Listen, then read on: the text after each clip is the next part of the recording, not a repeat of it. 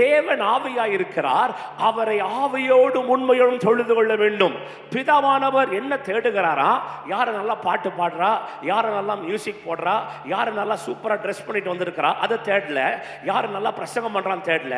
பிதாவுடைய கண்கள் உலகத்தை சுற்றி கொண்டிருக்கிறது. பிதாவுடைய கண்கள் இந்த ஆல்டருக்குள்ள சுற்றி கொண்டிருக்கிறது. அவர் எதை பார்த்து கொண்டிருக்கிறாரா? யார் என்னை ஆவியோடும் உண்மையோடும் ஆராதித்துக் கொண்டிருக்கிறார்கள். The Father God is searching for people who are worshiping Him in spirit and in truth. Any worship that is outside the spirit and truth will not cross the roof. ஆவியில் உண்மையில் இல்லாத ஆராதனை கூரையை தாண்டாது.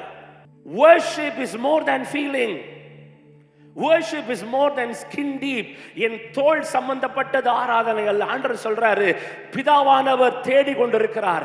யார் யாரெல்லாம் தேவனை ஆவியோடும் உண்மையோடும் தொழுது கொள்ளுகிறார்கள்.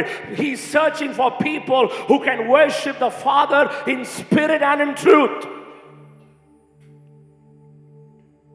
Number one, if you notice, wherever there was worship in the Bible, there was angelic activities.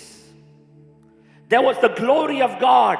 வேதத்தில் எங்கெங்கெல்லாம் உண்மையான ஆராதனை எழும்பினதோ அங்கே தூதர்கள் செயல்பட்டார்கள்.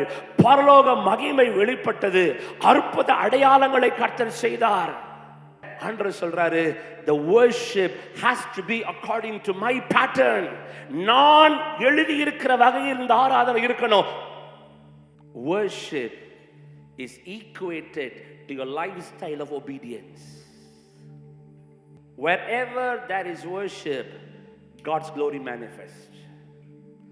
எங்கெல்லாம் உண்மையான ஆராதனை இருக்கிறதோ அங்கே தேவனுடைய பிரசன்னம் வெளிப்பட்டது. Can I tell you something? 182 times the word worship is used in the Bible. 182 times.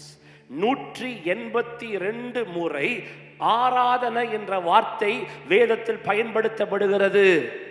அப்ப பாஸ்டர் பாட்டு பாடக்கூடாதா? தயவு செய்து பாட்டு பாடுங்க. மியூசிக் போடக்கூடாதா? தயவு செய்து மியூசிக் போடுங்க.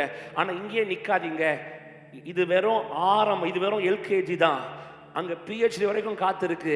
இங்கே இருந்துடக்கூடாது. ஆண்டவர் சொல்றாரு, நான் மேன்மையான மகிமையை வைத்திருக்கிறேன். Mature, graduate, don't stay in lower kindergarten. I'm not discouraging songs, I'm not discouraging music. It is just a doorstep. But God is saying, come closer, come deeper. Don't stay with your feeling. Come into a place of conviction. Come into a place of surrender.